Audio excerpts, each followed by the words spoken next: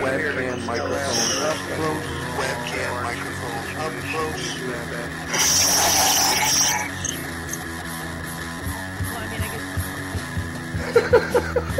At the age of 19 in 1962, she was a... But I have the files. I read this stuff at the National Archives, and I read these other things. I said to myself, how can that be possible? The brain, pistols and fondle slap of choice. I don't know when that was. It doesn't really matter. Internet, professional wrestlers, and not Jesse Ventura style. It doesn't matter where the information comes from as long as it's real. It's hard to get real information. Because seriously, they don't want you to have these two sources whenever I try to prove out. It's not. If you expect your government to tell you the truth, you're going to sadly disappoint another one of these things. Dear Lord, what a dirty old man, huh? Really? Can't be serious. Is this really how you want things to be? Come on. More hooker, eruptions. Eruptions, whatever. Like Dave Powers kind of... Really? Allegedly broadcast live from Pima Region 2, within the borders of the formerly united and currently occupied states of America. We bring you the Ochelli Effect. I damn sure know I'm an original. We have all these situations. I'd love to know why it takes 50 years, for the 19-year-old girl to eventually get up to gumption to put these things out.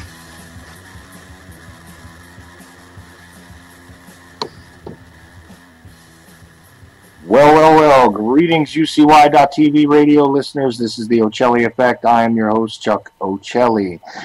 Continuing on with the chaos that is my life, I just barely got here to do the show today, of course, but I got something interesting which I wasn't able to post about ahead of time, but I promise you it'll make the rounds later, and everybody will probably have a lot to say about it. Happy Thor's Day, of course. And let's see. Also, welcome everybody who's listening on the iTunes stream, the TuneIn app, the other stuff, the podcast later on downstream. Thank you very much. I appreciate it. And I also advise you to check out the rest of the network. Of course, Mr. Hopf now has a show, All Things Apocalyptic. And I guarantee you, although I have not gotten the chance to listen to it yet, I'm sure it's going to be amazing. There's a whole lot of stuff going on UCY. You're going to have to check with the schedule page. Anyway, if you are listening on a podcast or something else, or if you caught me on the SoundCloud, which, by the way, Chuck Ochelli on SoundCloud has a lot of stuff on there, from all the Ochelli Effect broadcasts to various other shows that I've appeared on, substituted for, etc., etc.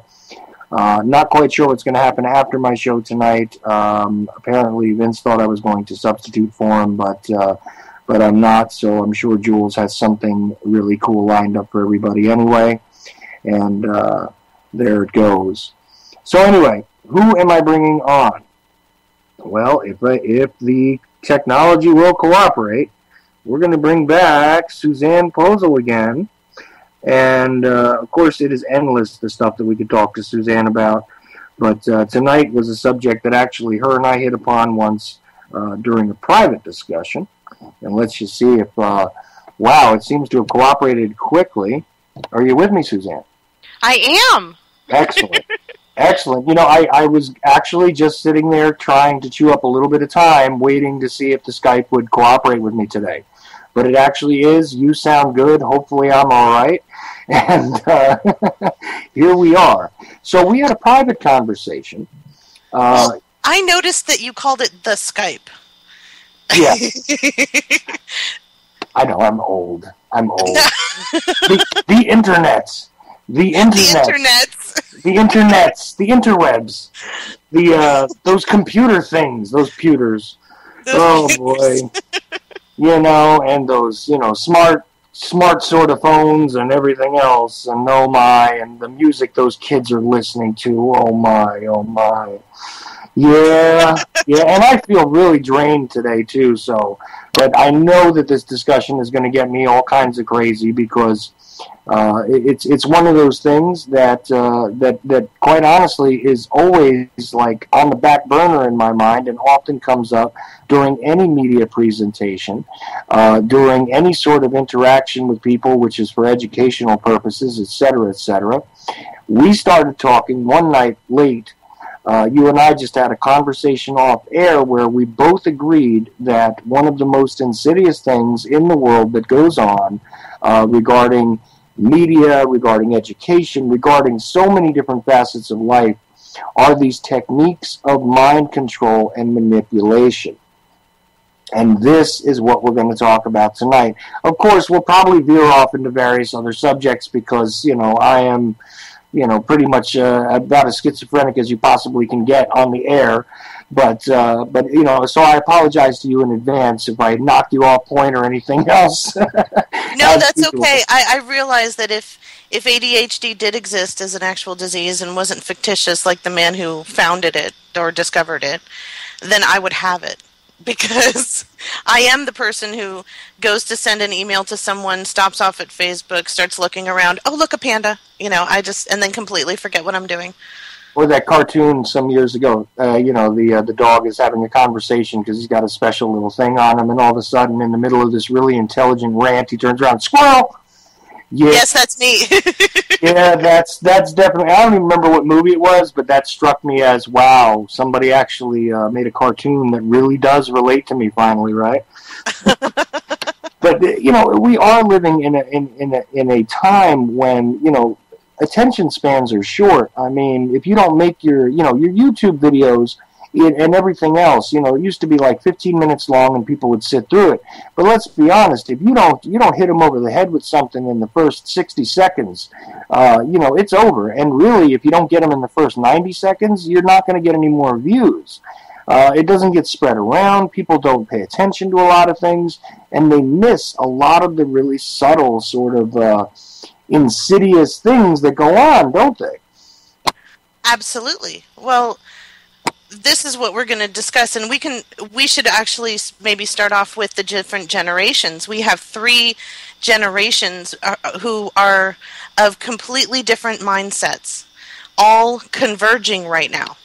We have the baby boomers who are in their last years and trying to make some sort of sense out of the last 20 or 25 years that they have left, and we have the Generation Xers who are partially running the show, partially in seats of power and running corporations, and then we have millennials who the Generation Xers are trying to market to, and the millennials don't care.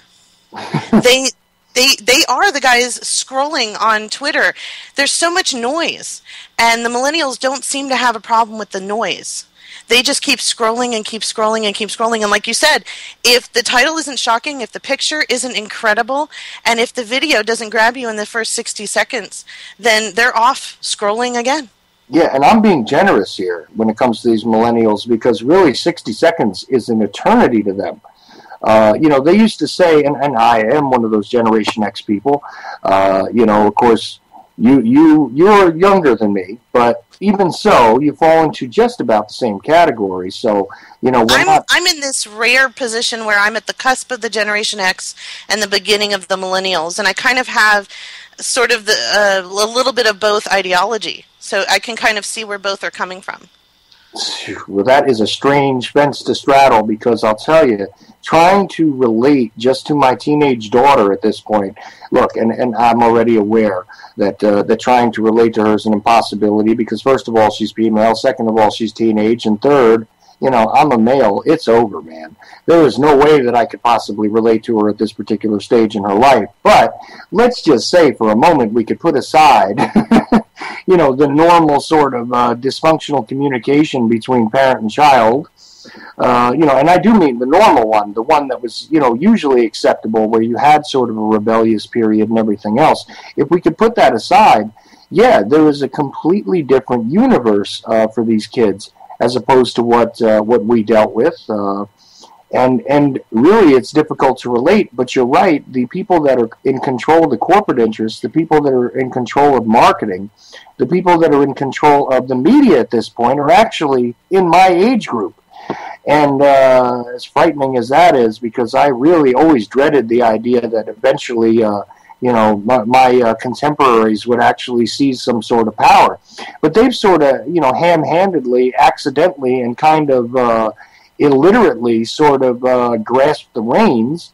And meanwhile, the evolution of all of this, the stream of consciousness, as it were, as it has evolved, as it has sort of morphed into what it is really completely alien. So, yeah, there is a difficulty in communication, and I think the generational gaps that we saw in the past, I mean, even from the baby boomers who gave birth to the people who wound up, being our parents, basically, it's a different world even from that. That generational gap doesn't even remotely approach what we're looking at now, does it? No, because the baby boomers were born just after World War II. And the old adage is that the next generation doesn't remember the war that just happened. And so that's the problem that the baby boomers have. They were babies when we were just coming out of that terrible war and everything was going on afterward to try and put everything back together, so to speak. And as a generation, they were raised with a lot of spoiling and a lot more attention and a lot more gift giving and a lot more of the satiation, as opposed to the Generation Xers who a lot of them were latchkey kids. A lot of their parents got divorced and they had to there wasn't enough money to go around, and they had to maybe take care of their brothers and sisters because their mother had to go back to work, or their estranged parent wasn't really part of their life, and they had to learn to live with one parent. And right. So the foundation of the social structure, from the baby boomers to the Xers is already completely disturbed. And also to put that in context, okay, you had the baby boomers coming out of World War II, but the Xers, we were dealing with Vietnam, which was an entirely different animal. You didn't have the same sort of support, the same sort of unity, let's just say domestically, that you had for World War II, obviously. There wasn't the idea of self-sacrifice. There wasn't all of these other things. There was a clear sort of rebellion that went on, and an understanding that, that wars could be unjust. They weren't these great sort of American crusades any longer. And this changed the game entirely as well, don't you think? Oh, absolutely. You had a split in the culture. You had the hippies and everybody else. And yes, there were different factions and there were different belief structures going on, but basically the 60s could be boiled down to the hippies and everyone else. And that really, really shifted things, because then after that, you had Wall Street and you had Gordon Gekko and you had the Me Generation and you had... everything was, remember, Domino's was 30 minutes or less, and microwaves were being used, and it was all me, now, mine, it's mine, I'm going to earn it, you don't have it, I'm going to step on you to get it. And this was also at the time where Reagan was president, and we had this push toward religious Judeo-Christian values, what became the evangelical Christian movement. Mm-hmm. You had all of... Go ahead. I'm sorry, but the parallel there, and I do refer to that as the Reagan era, because he was the most identifiable figurehead, sort of socially, really. You had people that were for him, you had people that were against him. The reality of the Reagan era, though, is a whole lot different. There was a materialistic sort of shift that went on. There was a selfishness that became prevalent. The concept of the yuppie, the young urban professional who was going to, by creating nothing, was going to sit there and, become part of the game. The ramping up of the concept of the American dream, where anybody, if you worked hard enough and if you burnt the right bridges, well, you would succeed, right? And this was a different era, a greedy era. And the Gordon Gekko thing from Oliver Stone's Wall Street, which of course he followed up some years later, revisiting that. But it really was symbolic of that entire era.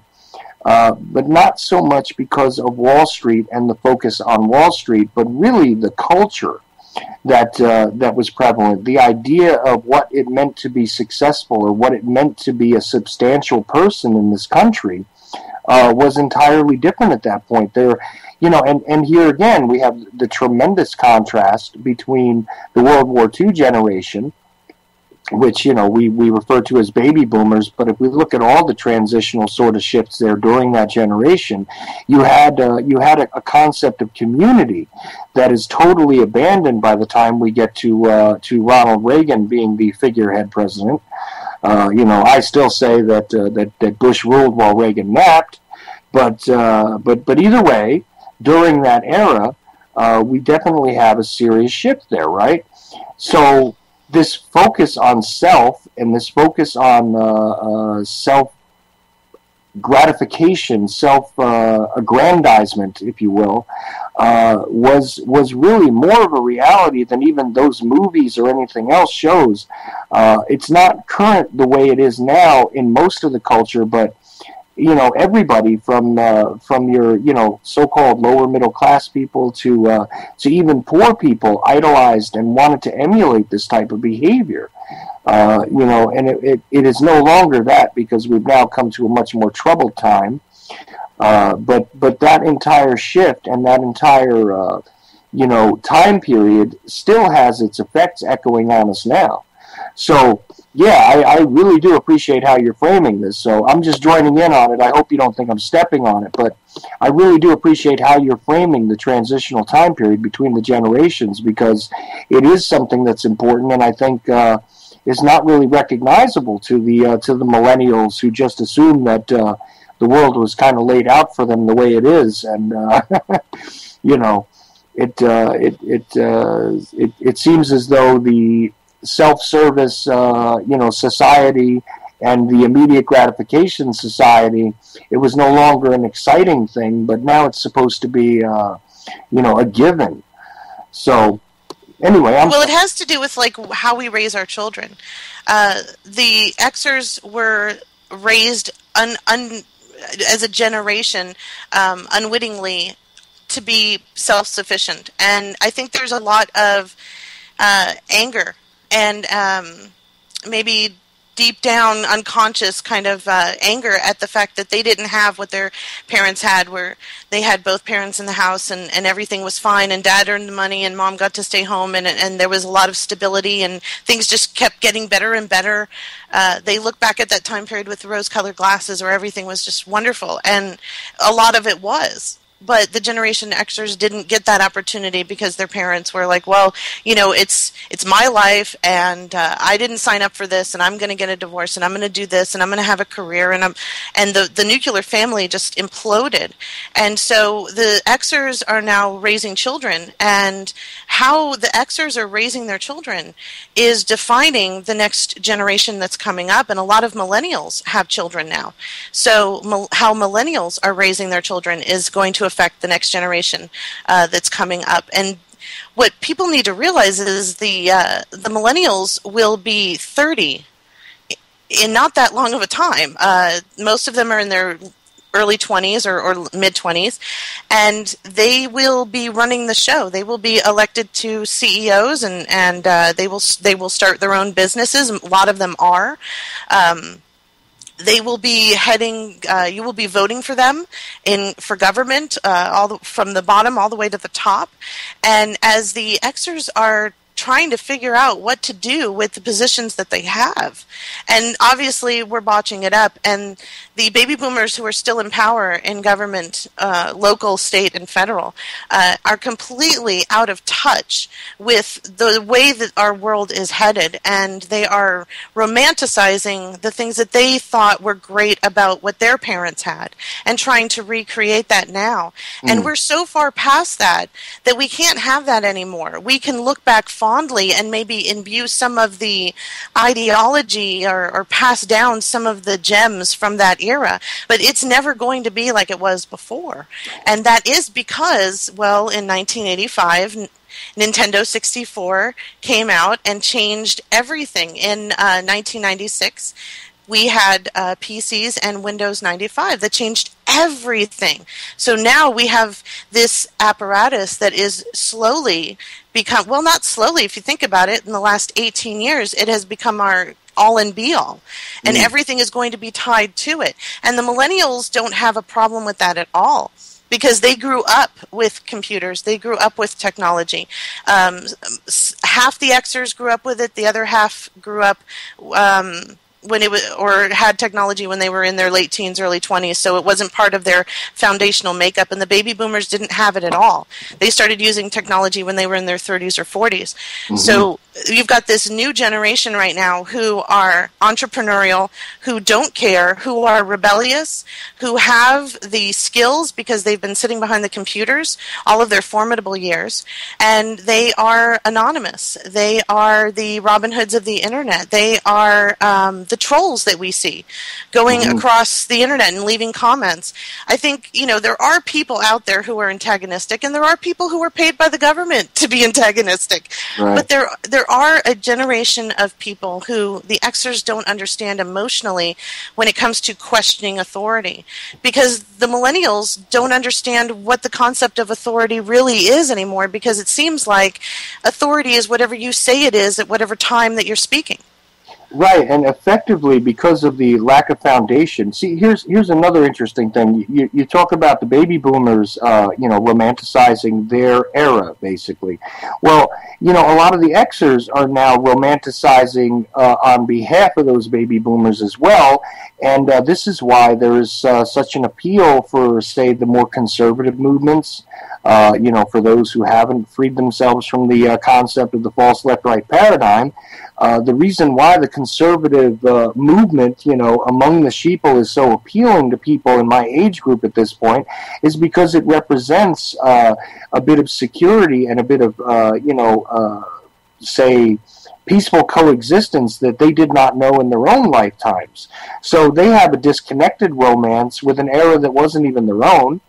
And in reality now, you're right, the millennials have such a disconnect with the entire concept, to the point where, we may think that it's a good thing to question authority and to question everything, but they have actually fallen so deep into an apathetic slumber at this point that they don't see the reason to question the authority because they don't even understand authority. And it becomes a whole other strange sort of social structure. Now, when you combine that with this sort of secondary life that the internet and all of these different electronic mediums now at this point provide, you have a complete disconnect, with other human beings, essentially. So now, to me, it seems as though the millennials are such wide open palettes for people to manipulate at this point. They can essentially be talked into anything. So now, these shifts in social structure are no longer even conducted the same way that they were. You don't have to change people's minds anymore because nobody has their mind set to anything anyway in that entire generation, it seems. You know what I'm getting at? It's like, and it's not even the freedom that I so often, talk about that we need to acquire. It's not freedom necessarily. It's just that they're now susceptible to social programming in such a way that they don't even recognize that there might be something wrong with being programmed socially at all. Yes, exactly, because there is nothing. To the millennials in general, technology is inevitable, and it is going to give them a new purpose. We have, getting to kind of divert a little bit and talk about money, we have, over those 3 generations, really fledged up the purpose of what money is. And it really goes back more generations than that. It used to be that money served a purpose of a means to an end. So you worked for an employer, you got money for it, you went home and you used that money to purchase things that you need, and it was a means to an end. And with the baby boomers and then moving into the Xers, money took on a completely different idea and a different purpose. And it really came through with the Xers and with the me generation, because money became a means to an end, not to be sufficient, but to have and to acquire. And so it wasn't just who you are that made you who you are. You know, John Wayne was out. Now it is the Breakfast Club and Gordon Gekko. And if you have things, then, and if your wallet is really big and you kind of sit kind of slanted, then you must be someone important. And to attain that status is the end and be all. Now, with millennials, we have a new shift in what purpose money has. With Bitcoin and cryptocurrencies, that money is just an exchange. And so we're coming into a new understanding and purpose for what money is. And I think that that is part of what we're seeing with the banking going on right now, with the economic crisis. You know, in 2012, the United States kept $3 trillion out of the global economy simply because we were broke after the crash in 2008, which really started in 2005. So now we have a new idea of what money is, because obviously money is manipulatable, money is a commodity, and if money is a commodity, then the purpose of money has completely shifted from I need this, I get this in trade for what I've given you, to I have to have as much of this in order to prove who I am, to only wealthy people can afford to have it, because now it's a commodity. See, but isn't it sort of a logical conclusion, considering that, I mean, you and I both understand, and I'm not going to go through the ABCs of this, but you and I both understand that the way the American money system works, the way the dollar works, is that, you know, it is debt. It is a debt-based currency. It essentially, causes one to become disconnected from their own personal debt and therefore simply become part of the stream. Well, again, now, if the concept is no longer, gaining by your own deeds, if the concept is no longer, earning, basically, if the concept is no longer drawing out of the giant debt stream in order to be able to create certain things in one's life, isn't it actually where the people up top really wanted to go, which is to just simply reduce it to an exchange, a score? Basically, now it's a scorecard, or it's a score on your computer screen, really, as opposed to being that sort of earning potential, earning capacity based on what it is you did, what it is you contributed to the general society as a whole, as it were. Yeah, absolutely it is. And that is critical, because we have a group of people, the millennials, who started in 1980, were born with George Sr. as president. He introduced the New World Order concepts to the social structure outward. You know, people were talking about this, yes, for generations, but they were talking about it in secret. Now we have the president talking about a new world order. And these ideologies were coming into social culture. So we have an entire culture now who has been raised with New Order ideology, and they don't see anything wrong with that, just like the Xers don't see anything wrong with the ideology they were raised with, and the Boomers don't see anything wrong with the ideology that they were raised with. Now, the problem with the three generations converging right now is the Xers and the Boomers can see that there is a problem with New World Order. But millennials understand that, or in their mind, their understanding is that technology is the new revolution. Just like we had the Industrial Revolution in the 1920s, we now have the technological revolution happening right now. And they are, because they grew up immersed in it and raised with it and raised on it, they don't see anything wrong with it, and more the merrier. So when it comes to money, the logical shift then would be, hey, the purpose of money has changed so dramatically that it has become inconsequential. And we can't have a monetary system that is inconsequential. So we need something structural, something stable. Let's go into this cryptocurrency. Let's move it out of the physical realm and into the digital realm, since we're moving into the digital realm anyway. That is, if you think of it, that takes 3 generations to turn us into a culture that's moving into, yes, let's have a crypto one world currency. Let's have a digital one world currency where everybody can just trade online. We're hooked up to it anyway. That is perfectly how they have played out this idea that they've been trying to get to in 2.5 generations or less. And it makes perfect sense, because the removal of boundaries and the removal of borders is definitely the MO here.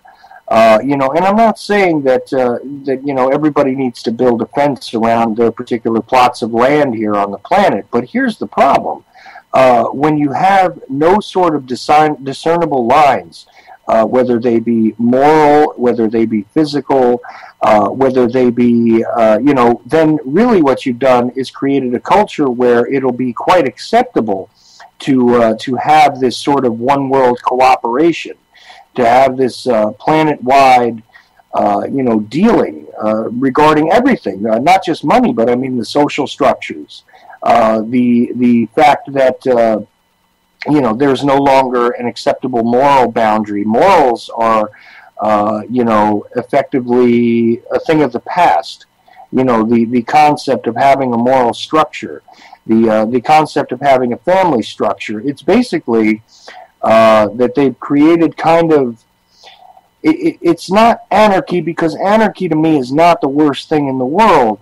It's more like there are no rules anymore regarding anything, so therefore, if you have, again, that blank palette ready to be written upon, it seems as though the setup is perfect now for, well, gee, wouldn't it make more sense if we had a centralized, singular control over the planet, because that would be more efficient, wouldn't it?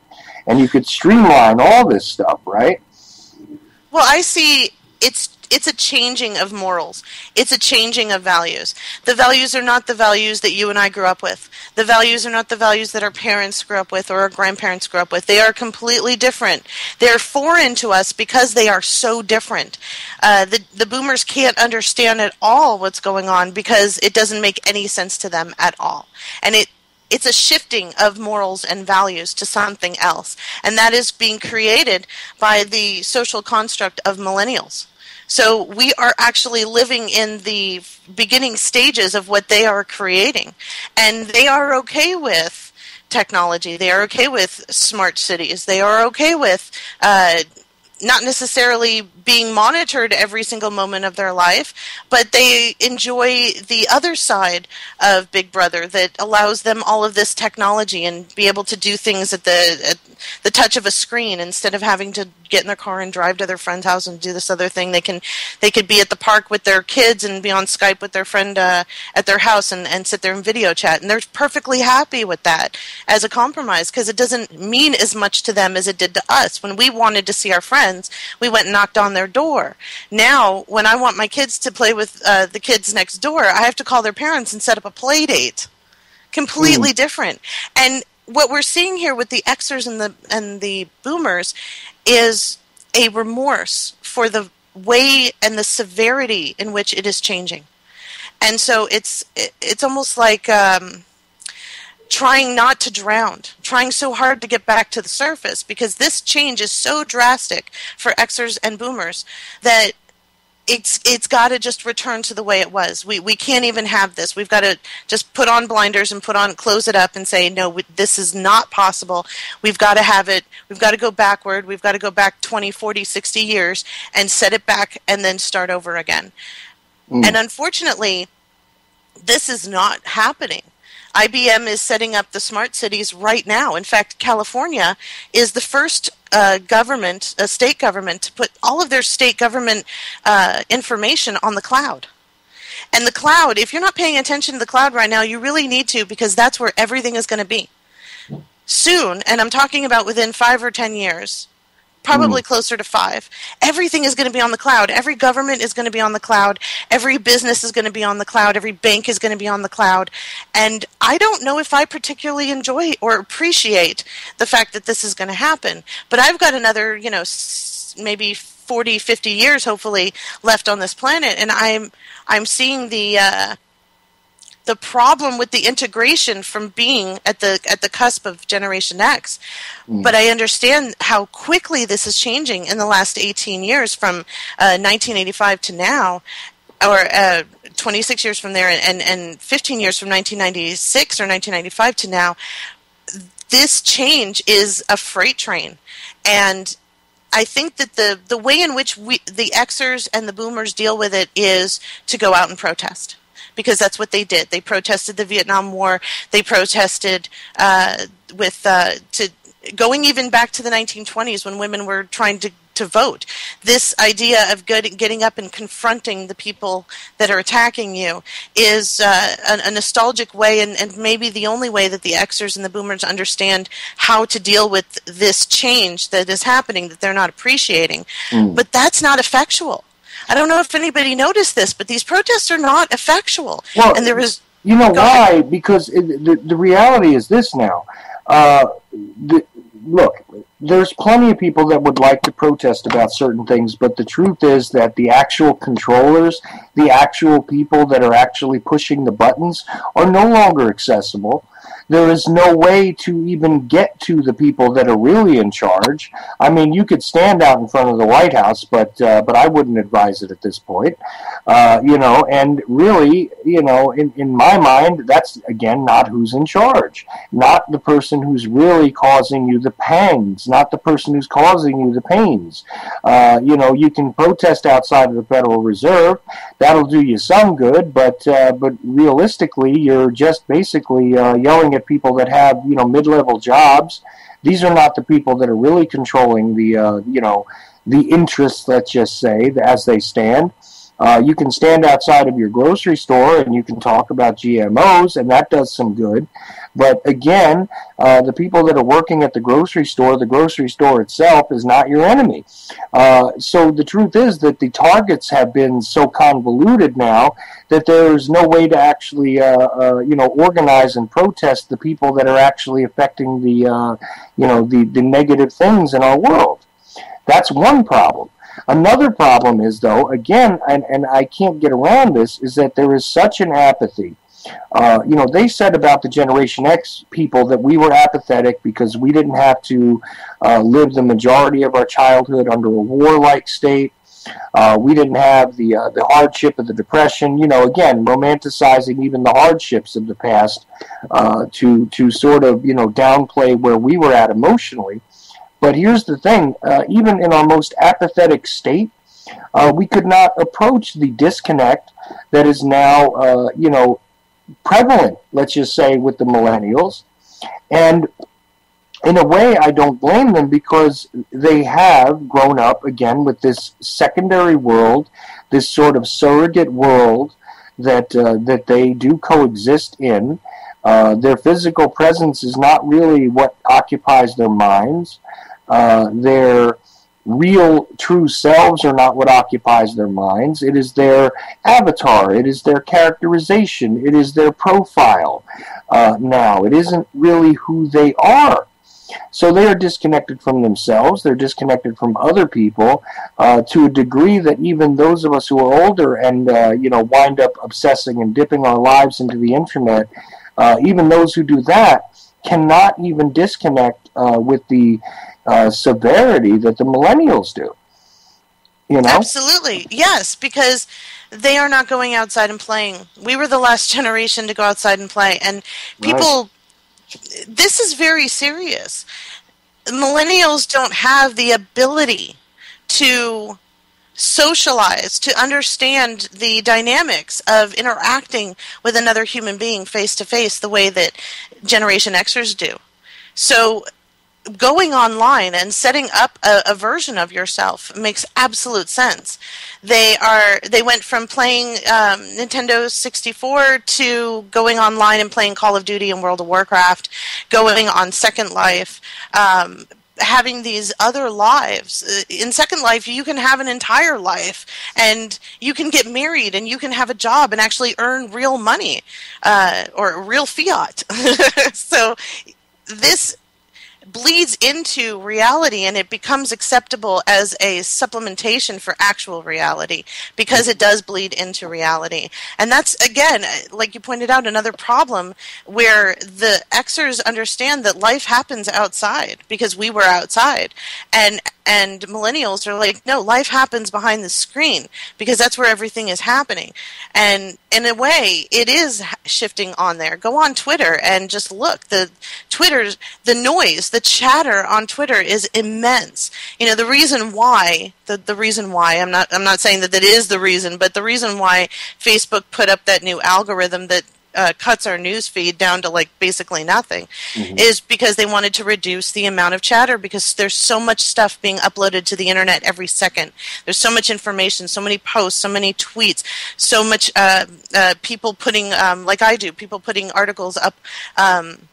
There's so much information coming that it's impossible for all of us to even look through it all. And that's, again, why Google put up the algorithm several years ago that has effectively censored the internet. I don't know if you guys noticed this, but go onto your friend's computer and put in a search engine something that you would look for that your friend wouldn't. And if you look at your computer and you look at their computer, it's two completely different results from Google with the same keywords. It's because the internet is tailored for you, and for you, Chuck, and for me, and for my husband. Even though my husband and I use the same wireless connection, his search has come up with something different than what I do. And so the internet is tailored for every individual person, and that has been going on since they've been using these algorithms. And you've been creating the reality that you want to see online, but the actual internet, we don't get to see. Nobody sees it. Right. And it's been entirely redacted, and they have put it, they have sort of put these things out under the guise of, making things more friendly to what it is you want to see. But the reverse of that, again, the millennials just see it as, well, that's great, because now I can get directed to what it is I want to. If you enter the word Beatle and you happen to be somebody who enters, into a lot of music websites and things like that, you'll automatically be introduced to, to Beatles-related stuff, John, Paul, Ringo, okay. That's the way it's going to go. And but if you are somebody who is a science and nature kind of person, you enter the word Beatle, you'll get stuff about actual Beatles, maybe. And this is the thing, it has been tailored, and that's all great and fine and dandy, but as you point out, the adverse effect here is that you don't have that sort of unlimited capacity to be able to search things unless you really go out of your way now. And there's a laziness that comes along with having this stuff tailored to you that, again, the millennials wouldn't even recognize that that's part of the equation here. Right? Well, yes, I have at least anywhere between 10 and 25 source links in every one of my articles. And I can't tell you, I could probably count on both of my hands that I know of the amount of readers that tell me that they click on my source links. Okay? The rest of the people don't. And I know that they don't because when they leave comments, they say, well, you didn't talk about... Yes, I did. It's about 2/3 down. And if you click on it, well, you didn't cite a... Yes, I did. It's that little blue thing. It's highlighted. You can just click on it and go.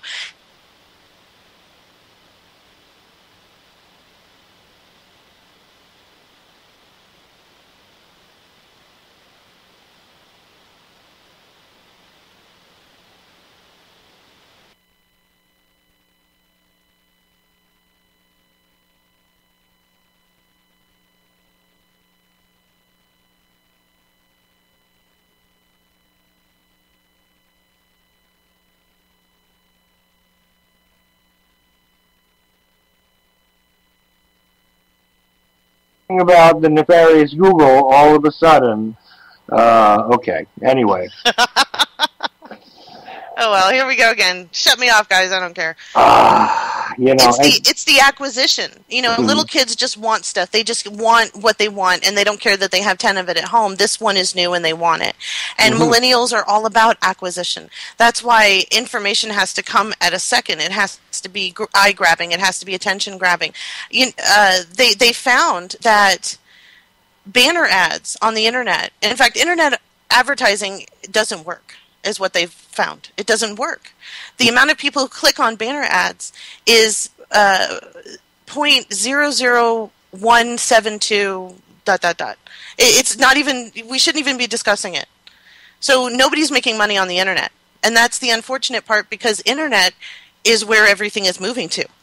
So one of the things, getting back to the original thing, because I realized I kind of diverged us when we were talking about the millennials and the Xers and everything. But you know what, though? It does frame the conversation perfectly, because you need to have a context here. I mean, if we're talking about older people than ourselves, their mindset is entirely different. Their understanding of anything we're going to discuss is entirely different. The language is even different to them than it is to the millennials, than it is to the Xers.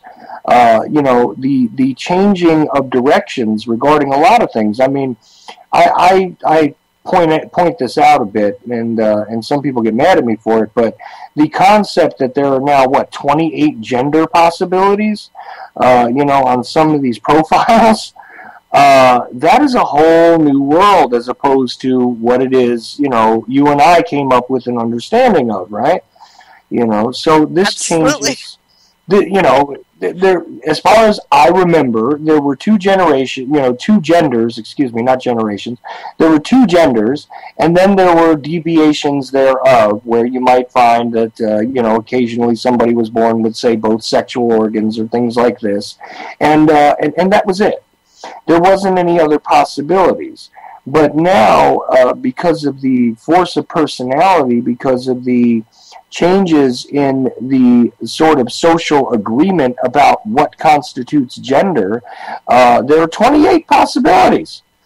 I think it also has to do with the fact that we've been eating these chemicals and drinking these chemicals for so long, and they have been changing our body's ability to function properly, to the extent where anatomically we are different. Neurologically, we are different. And so I think that is kind of a way of compensating for the fact that, now all of a sudden there's 28 genders, when really it's a byproduct of explaining away the fact that we've been eating these chemicals and drinking these chemicals for so long that we are no longer physiologically probably relatable to our parents. Or our grandparents. Well, exactly. And this did not take a lot of generations to do, let's be honest. I mean, this happened over the course of the last half century. You can mark the entire evolution of this from that. But when you talk about this kind of stuff, it does change the conversation, because now we're no longer talking about, let's just say men and women. That's no longer acceptable. That's like dinosaur logic. Okay, and yeah, it's true. There has been, the convoluting of the actual physical sense of people's gender identity based on this stuff. But there is also the psychological or the psychosocial, aspect here, which is of an entirely different animal as well.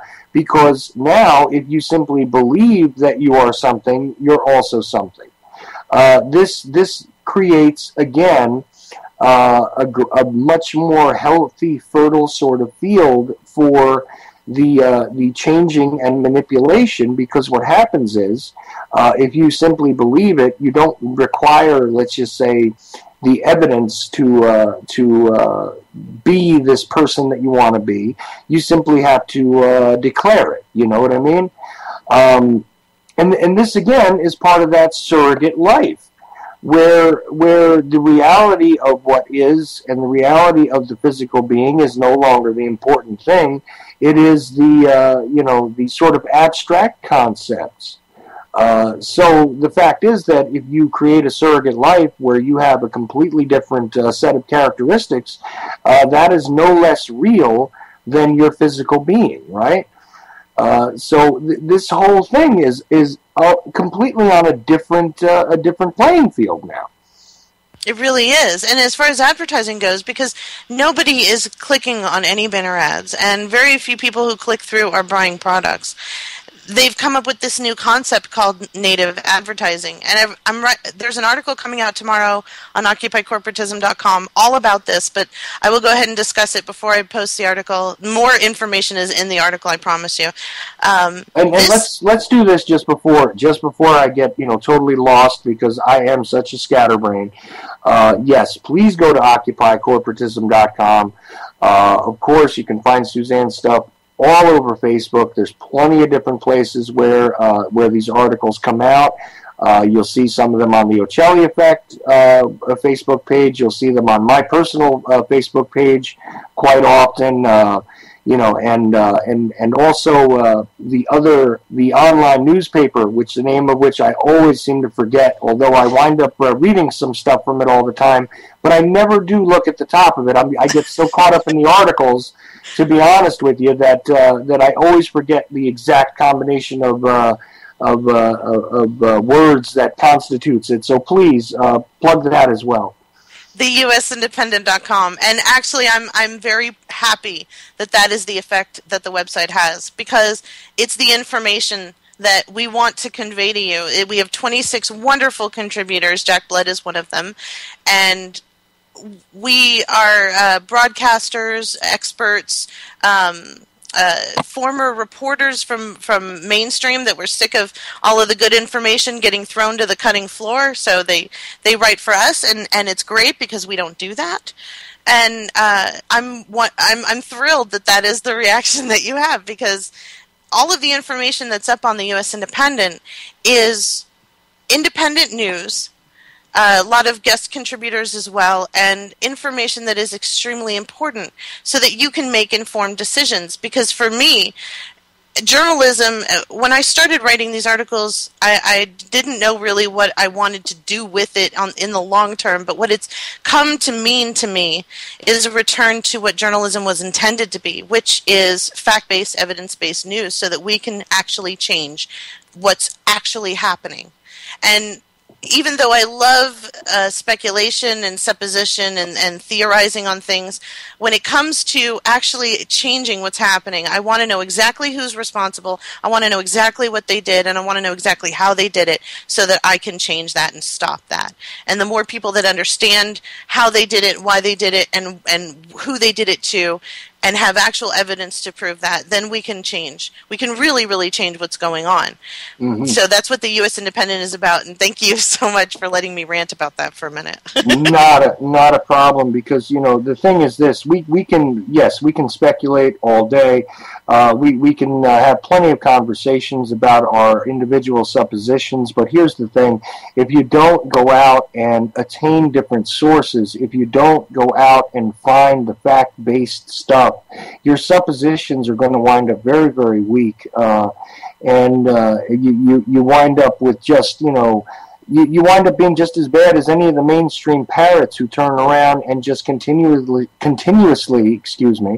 repeat the same sort of stock answers. If you turn on the Fox Newses of the world, you're going to get, within 15 minutes, a long, long rant about how Obama is ruining the country.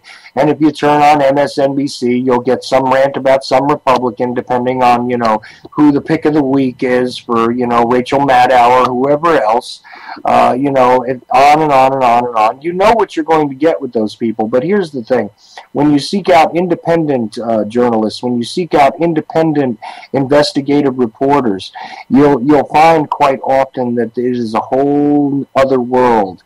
And wouldn't we really be remiss if we weren't in search of the facts, and if we weren't in search of what journalism was supposed to be, which is, primarily the who, what, when, where, and why of the things that affect you.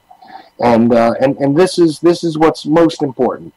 And I say this every time I have you on, but I really also love the term Occupy Corporatism, because it is definitely the paramount place that needs to be occupied.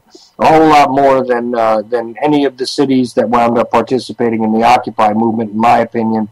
If we could, in a way, actually bring ourselves to collectively, truly occupy corporatism as free human beings, this entire structure would come undone, and we might just have a world that wasn't completely poisoned and polluted by nonsense and illness, which is being thrust upon us by those who simply don't care about the continuation of free humanity.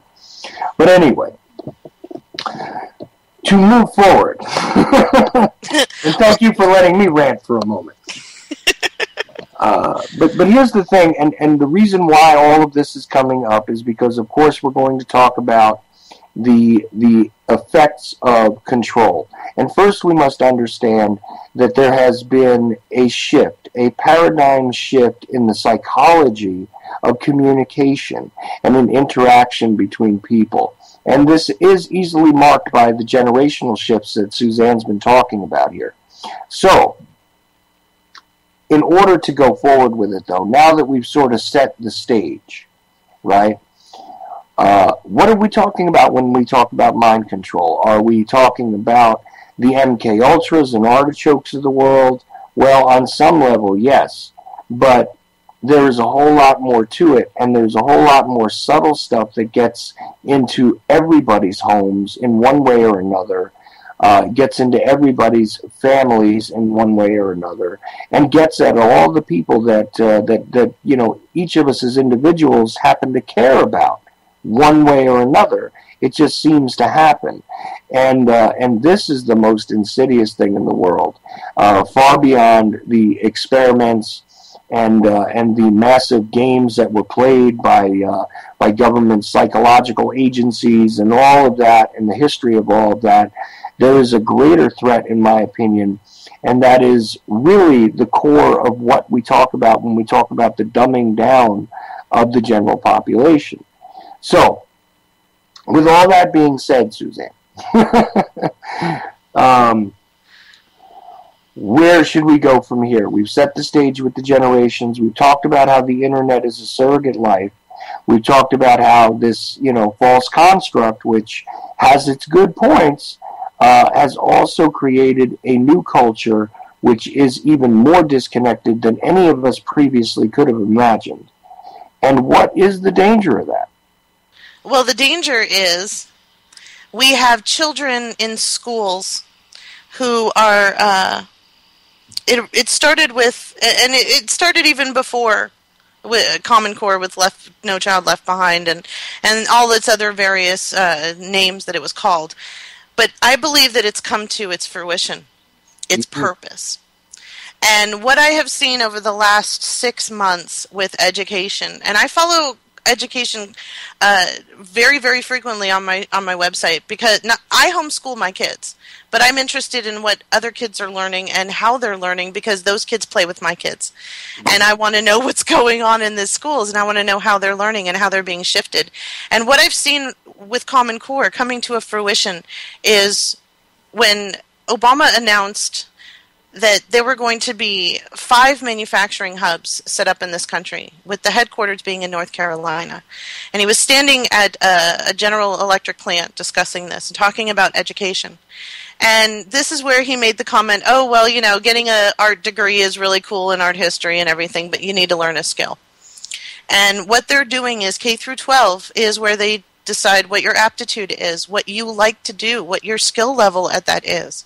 And K through 12 is now where they train you to do whatever it is that you are most inclined to do at the best ability that you can within the technological parameters. Because Obama was talking about how skill set needs to be in line with what corporations need. And so these manufacturing hubs, which are it's a public-private partnership where the corporations, the manufacturing corporations, and not just, you know, traditional manufacturing like we think of, but also sitting in cubicles and writing code and creating the internet that we have today. The people who work for IBM and work for Google and work for Facebook and yada, yada, yada. These people need to be trained because, like I said, the cloud is everything. Pay attention to the cloud. You know, it's not just like this really cool thing and they have these pictures of clouds and it looks really neat. And it seems like it will be safe and effective. The cloud is the future of computing. And so what K through 12 is, we're trying to decide what you're good at, what your skill level is, and what your ability to perform is. How motivated are you? And at the senior year level is where they start deciding what school you're going to go to. And this school will be a technical degree. This will be learning how to write code, or how to fix computers, or how to service robots, or whatever it is. And from there, because the manufacturing hubs support, and you can even go to the manufacturing hubs to be schooled. The corporations are telling these manufacturing hubs, hey, look, we're going to need in the next 5 years or 10 years people who can build liquid cores to cool down these units. And so we're going to need about 500,000 of these people. And so then the focus becomes how many of these children, K through 12, are able to perform that function. And they are kind of skirted along with a hand behind their back along this path to learning that skill set, so when they come out of school, they are ready to perform the function. And this is what employment is going to be in the future. And I'm not talking about 50 years from now. I'm talking about in the next 5 or 10 years. Well, right. Now, here's what strikes me about this, Suzanne, as you describe this. Doesn't this sound vaguely like what they told us was going on in the Soviet Union, before the fall of the so-called Soviet Union, before the Berlin Wall came down? Isn't this exactly what they said their society was run like? And it is that, and it's also the deltas. Go back to A Brave New World. The working class, the new middle class, will be the deltas. They will be happy because they're doing what they love. See, it's not bad if you're doing what you want to do, right? Because then you're happy. You're happy. Some people like writing code. Some people like building machines. Some people like whatever it is that they like to do, just as much as you like to paint. Some people like to be engineers and architects. And so if you're doing what you love and you're getting paid for it, isn't that the greatest thing in the world? And if you can't find that job, right now, 40% of college graduates, and I'm talking about 4-year degrees and higher, are finding out that there are no jobs for them at all. So they're going online. 40% of the people who are graduating without any hope of employment are going online and starting up businesses. And this is unprecedented because the overhead is like almost nothing. You don't have to have a building. You don't have to tailor to your customers anymore because your customers are wherever they are and they don't actually see you, so you don't have to present yourself in a certain way. And it's very easy to make a website look really good and official and truthful and honest or otherwise. There's all sorts of different websites if you go out on the internet and just start clicking around. And look at their themes and look at the way that they present themselves, because that's how they think you will be attracted to them. It's the same thing as when you get dressed up to go to church or to go to a dinner. You want to present yourself in the best way possible, not like you normally look 6 days a week, but how you look if you had it, if you actually applied the ideological version of yourself that you're presenting now. Right. You're able to do that on the internet. Yeah, the whole dress for success or dress to impress kind of thing, taken again to its logical conclusion here, you can do it through the surrogate life. And this is, again, part of the equation. But what strikes me here, though, also, is that if you're taking these kids at a very early age and introducing them to the idea that this is the way things work, it seems more to me like you're telling them what it is they're going to want to do as opposed to letting them discover it or explore for themselves, doesn't it? It does. But see, this is where this little thing that if you haven't heard about it, please go look it up, like as soon as this broadcast is over. Neuro-linguistic programming, NLP. Okay, just look that up, because that has been with us for a very long time, and it's effectual. And you wouldn't believe how many people use it. Okay? And I'm talking not just the salesmen that are pitching you on the other end of the screen or the other end of the phone. I'm talking about celebrities. I'm talking about broadcasters. I'm talking about journalists. I'm talking about, this goes back to what I was talking about earlier that I mentioned, native advertising.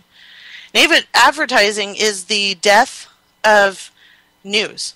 It is the death of news. That's it. It's over. Put a stake in it. Put a fork in it. It's done. Native advertising is where corporations get together with publications like The Atlantic, The New York Times, Forbes magazine, Bloomberg. I think it's BuzzFeed, and these publications that are putting out news put out a news story that is actually one big giant advertisement. Mm-hmm. And it looks just like all the other news. And in fact, the CEO of BuzzFeed was on an interview, and he was discussing how much he pulled up the front page of his website and showed about 50% of the news was actually advertising. And as long as it has as long as it tells you in a little font up at the beginning of the post, it might even be up near the top that it is sponsored by this company or that company, but in such a way that you're not even looking at it, so it doesn't matter, but it's there, so it's legal. And you think that you're getting good information, and you think that you're learning something, and here you are being marketed to. And when I look at mind control, I understand that, there's lots of different governmental scary ways that they market. But I see a major shift with corporatism to invade our minds with marketing that is tailor-made for us in such a way that we are no longer able to combat it. And native advertising is a great example of this. Because you think that this is a news article when it's really an advertisement for Coca-Cola. Yeah, and see, the beta testing for this started with the print media, where they would allow these ads to be run that looked very much like news stories, but really the thrust of the ad was to try and sell you something. And it looks just about, so it's been sort of slipped under. You submit to it in a way because you accept it as part of the news that you were trying to consume. The very same concept is applied, like, let's just say, on broadcast media on television, where they create, these commercials that are seemingly seamless with the television program, right? And I always stutter over that word program because, it is what it is. That's what it means, and it is a program. But the deal is that they turn around and make stuff look exactly like the show, and it's selling you a product, or they do product placement within the show. It basically has, again, eliminated a boundary between what is, advertising, what is the pitch, let's just say, and what is the presentation, regardless of whether it's news or entertainment or anything else. And this is exactly the newest wave now, is to really go for it on the internet, right? Sure. Kim Kardashian gets paid $20,000 to talk about a pair of jeans or a perfume or a set of earrings. And they know that Kim Kardashian, regardless of what you think of her, she has a sphere of influence. They know that she has a certain fan base. They have a projection of how many people that might be. They know how many of them are active, how many of them will do whatever she says or buy whatever she's wearing or whatever she's talking about, even if she's not outwardly endorsing it. You have Dr. Oz talking to Capitol Hill just recently, explaining that he uses flowery language to convince his audience to purchase products that he may or may not get monetary compensation for endorsing. However, that's what he does. Okay, so that's what his show is for, folks. It's one giant advert, okay? And he's there as a spokesperson to sell you things, just like any other salesman. And the problem with marketing is it's become so ingrained into our facet of being that we don't recognize it. That's why I was talking about neuro-linguistic programming, because this is a great way. If you learn what it is, you will hear people use it. And when you hear them using it, you know that you're being marketed to on an unconscious level in a way that you don't understand that you're going to react to that 2 hours from now or 2 days from now or 2 years from now. You're going to buy this product because something reminded you and triggered it in your brain. And what neurolinguistic programming does is it programs your unconscious to respond to to phrases or attitudes or images or pictures. And because it is a storytelling kind of way of doing so, where the presenter will start to tell you stories and move you from one story to another over and over and over again, and then hit you with news, hit you with information, hit you with something they want you to know, and then lull you back into your beta state where they put you in the beginning with all of these storytelling. The storytelling is insidious because that's where they lay you down into that beta state where you're suggestible. And then as soon as they get you there, bam, they smack something shocking or they do something on stage that jars the audience or causes them to react in some way. And that is where the programming happens. You pay attention to what they're saying at that point. I was watching a presentation of a gentleman talking about Bitcoin a couple of nights ago on YouTube. And this gentleman was incredible, because he was playing the I'm a bumbling idiot kind of thing, saying a lot and stumbling on his words. But if you paid attention to what he was actually doing, he would walk around and use his arms and use a lot of facial expressions and then come back to the back of the chair. And as soon as he was done telling his stories, he'd grab the back of the chair and slam the back of the chair down and say something that was shocking, and then lull the audience back in with his storytelling, walk away from the back of the chair, wave his arms, talk about all sorts of stuff, walk back and forth on the stage, pacing, and then he would go back to the chair, grab it, slam it down, and say something incredibly poignant or something that most people could agree with. And as soon as he got the audience to agree, then all of a sudden they'd be lulled back into this sleep. This is how you know that Burger King food is bad for you, but yet when you see a commercial of a Whopper, you say, you know, that looks really good. I'm kind of hungry. Your stomach starts growling. You know that it's horrible for you and it's going to kill you if you keep eating it. And you've seen the pictures and the videos on YouTube of people who've kept this fast food for decades and it still looks the same. But yet you cannot control that unconscious reaction that when you see that burger, you just want to eat it, or you just want to eat something. Your body starts reacting as if it's hungry. Even if you just ate, even if you just got done eating 20 minutes ago or 2 seconds ago, you're still going to react to it. This is what's happening on the internet with native advertising, because they realized, like I said, that banner ads do not work. People are not clicking on them and they're not spending their money. So how are they supposed to get people to buy things? The internet is going to be the end and be all where everything is going to be. So how are they going to get people to engage in the internet in consumerism as they engage in the real world and go to stores? To create news, to create information that is actually advertising. And I'm seeing it everywhere. That's why I wrote this article and I'm publishing it tomorrow. Because as a journalist, I've had people ask me, well, could we put an advertisement in the article, like maybe a picture, and you could bracket the words around it? No, absolutely not. Well, you know, and these techniques, after there was a great deal of study with like crowd psychology, and there was a great deal of study with groupthink, basically. You know, they have sort of embraced the concept now that if you lull someone into that sort of relaxed state, and then you punctuate it with particular actions and with particular bullet points, this is how you get your agenda, you know, basically driven down someone's throat who is a willing participant.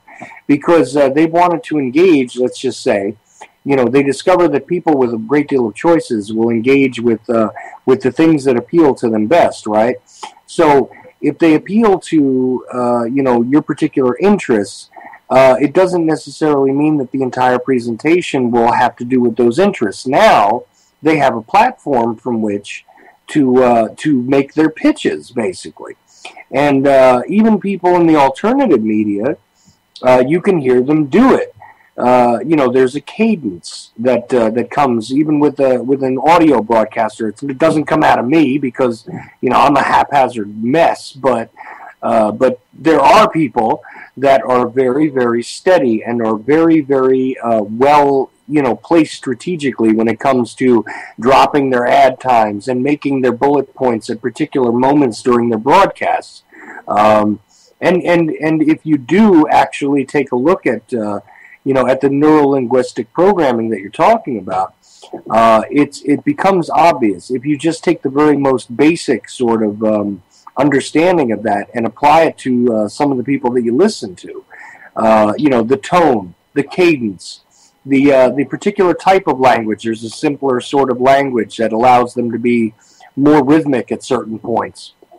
And this is where the lull is created, where that beta state is created.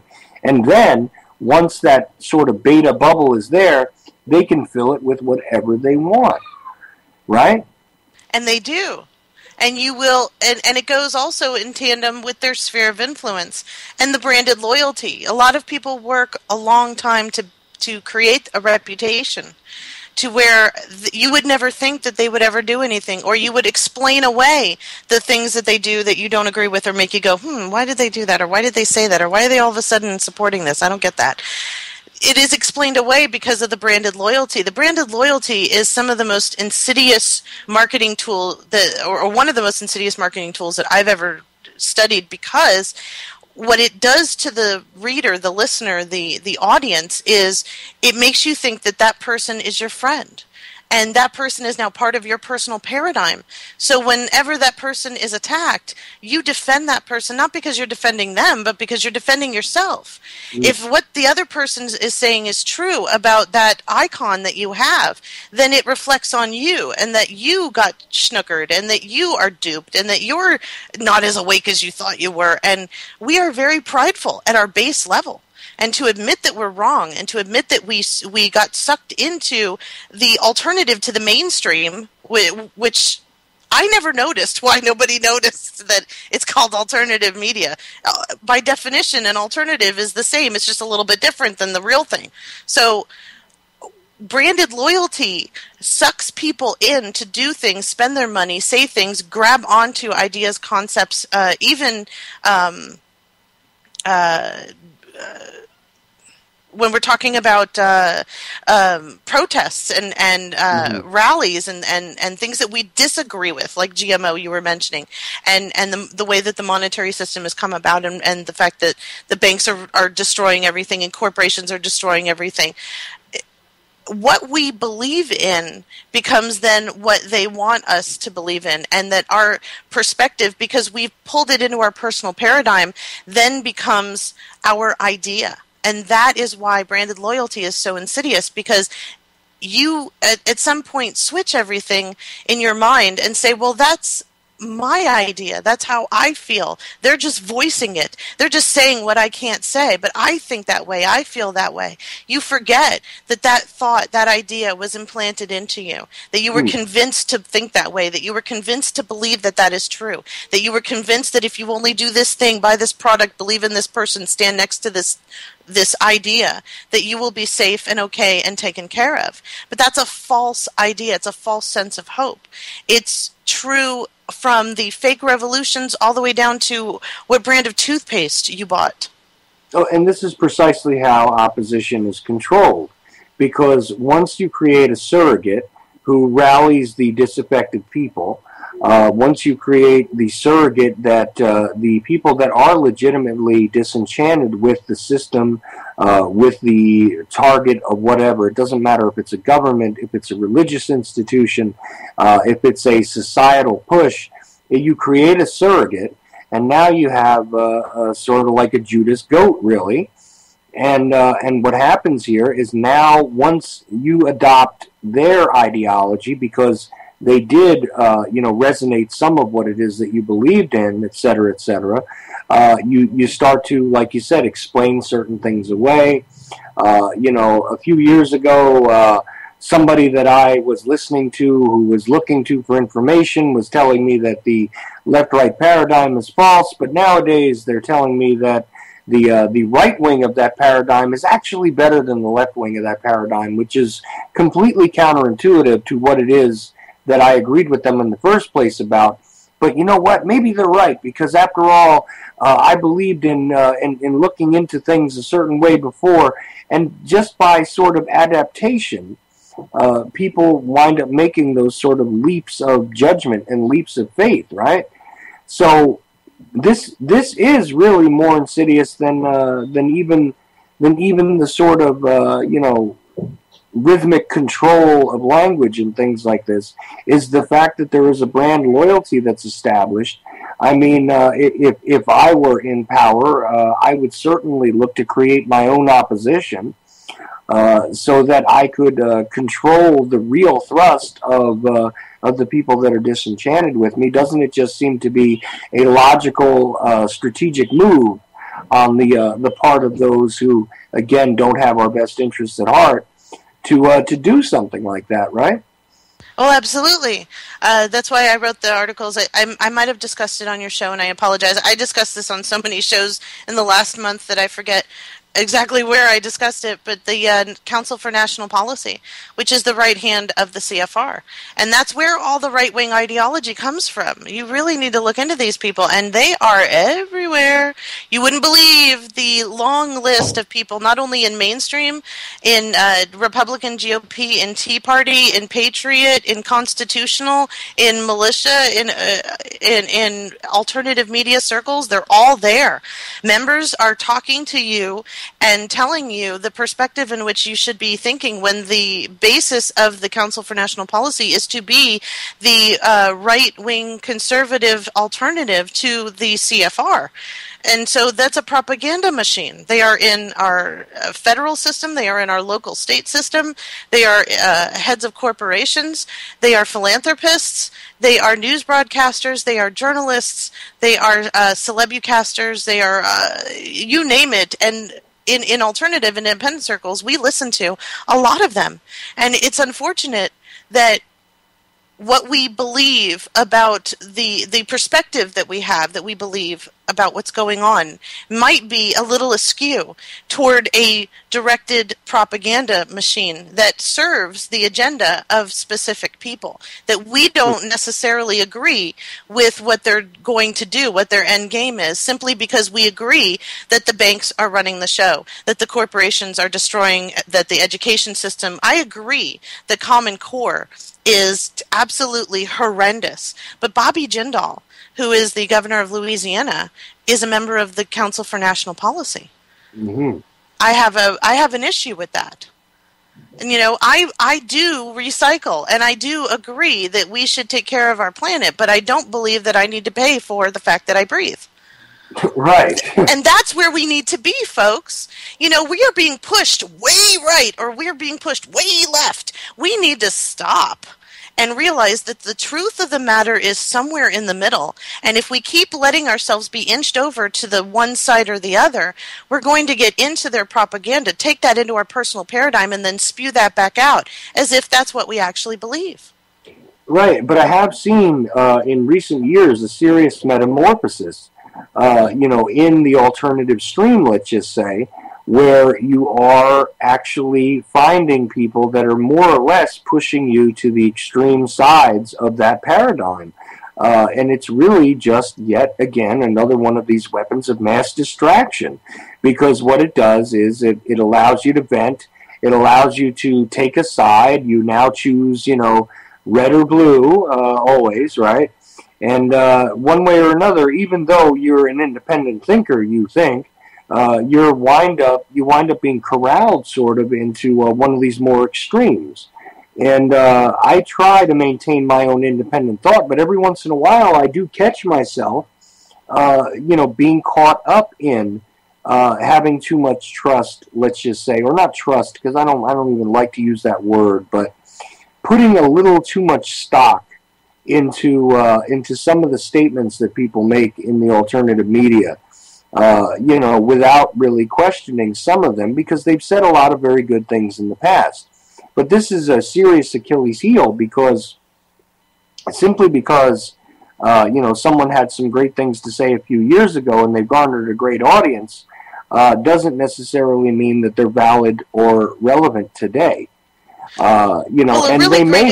They may have been infiltrated, influenced, or otherwise sort of co-opted in one way or another, whether it be financially or otherwise, to again begin to support that other agenda, which is something that none of us who are listening to my show anyway would ever want to support. Right? We saw a really good example of this with Hobby Lobby and the U.S. Supreme Court. I saw in my news feed a lot of people who claim that they're awake, saying that, yes, Hobby Lobby, yes, it's religious freedom, yes, yes, yes. No. Listen, folks, listen what we did, okay? We created a situation where corporations are not only have the rights of free speech, now they have the right to freedom of religion. That means that any corporation can become a religious affiliated corporation at any time. Any religion. In fact, the Satanic Temple in North Carolina just announced, I wrote this article last week, that because of the Supreme Court Hobby Lobby decision, they are going to use that to their benefit to start campaigns to assert their religious protection for their female employees, because they don't like the laws in their state that mandate that if a woman is considering abortion, she must read pro-life material.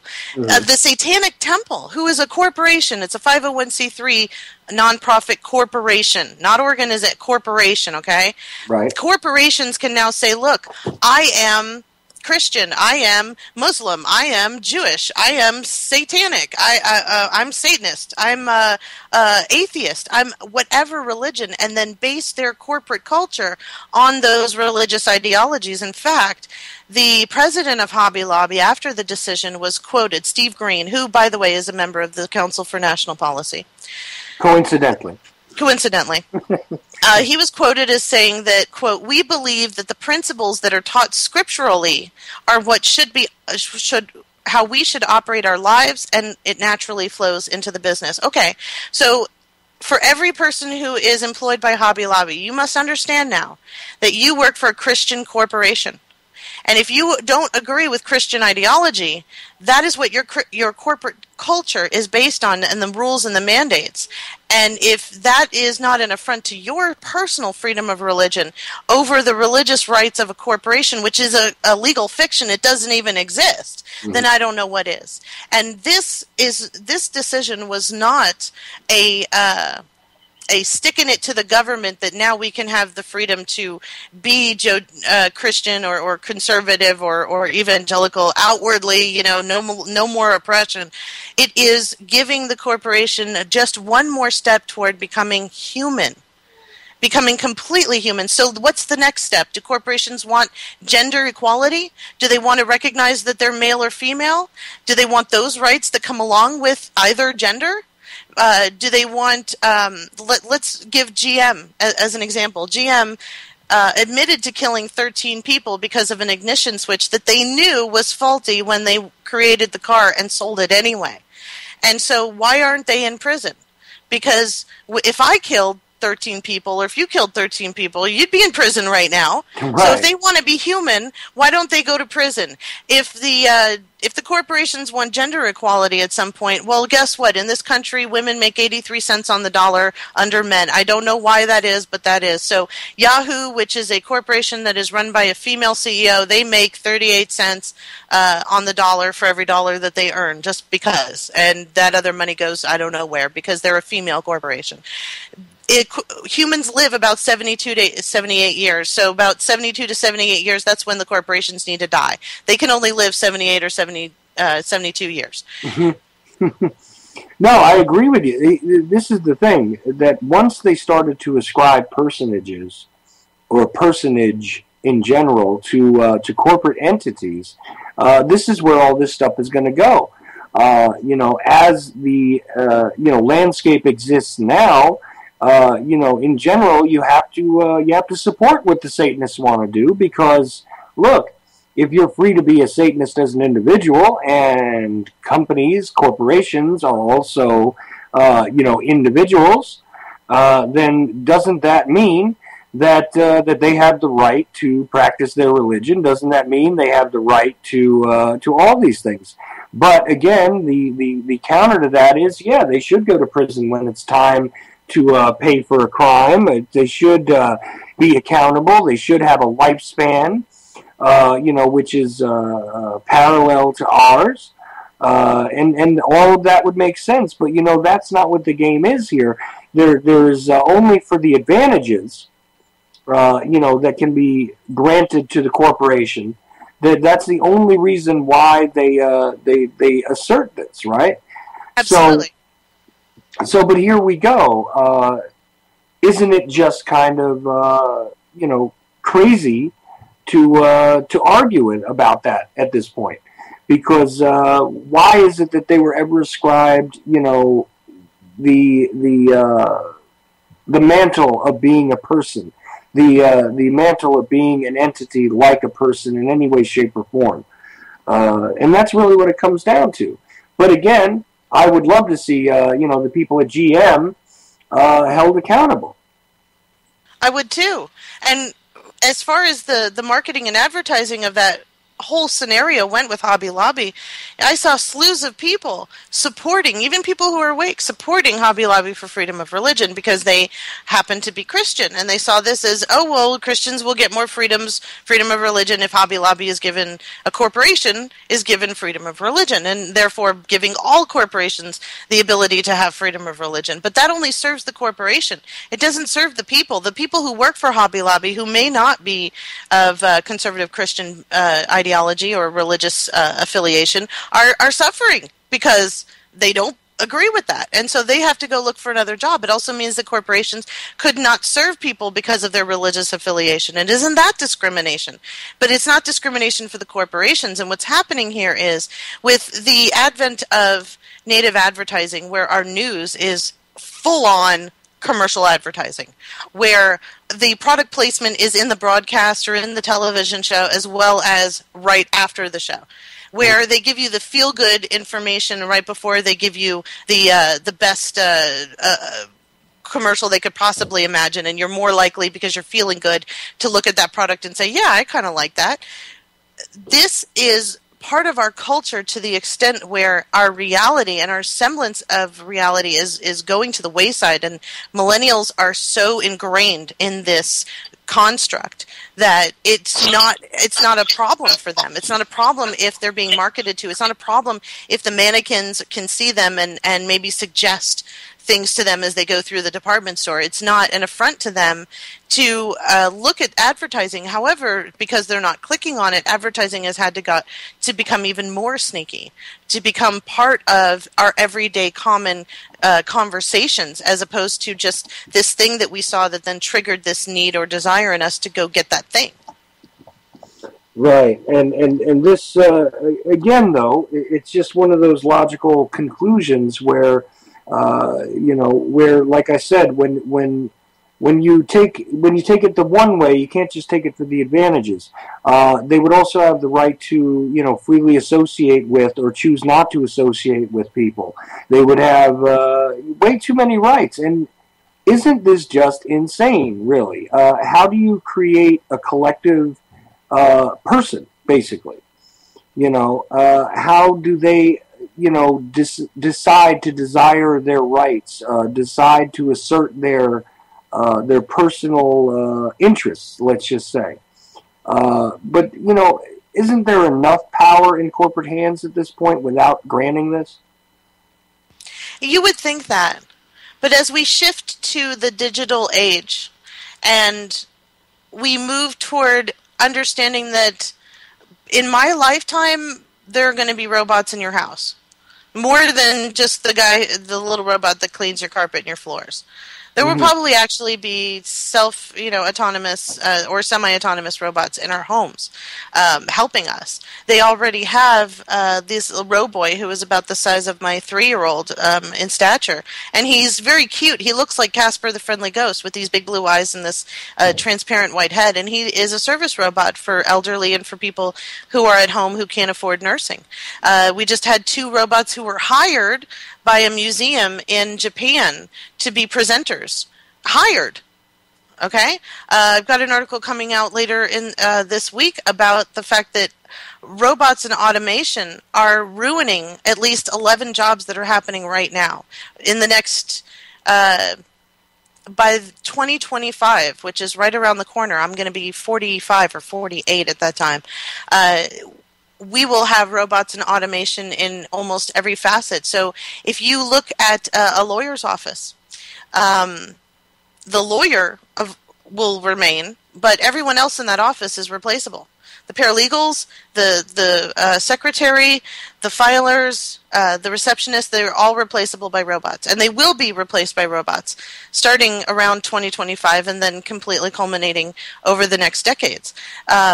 You might need somebody to run the shop, but all the rest of the mechanics can be done by computers and by robots. So you don't have to hire mechanics anymore. You can open up a shop, and your overhead is down. You don't have to pay them. You have to service them.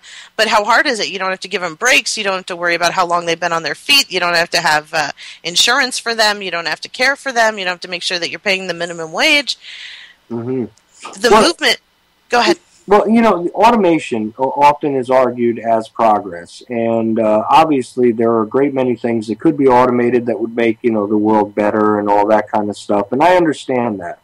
If it was a situation where people were allowed then to pursue other goals as opposed to participating in, let's just say, seemingly mind-numbing kind of repetitious activity, things like that, I can see a positive for doing that, right?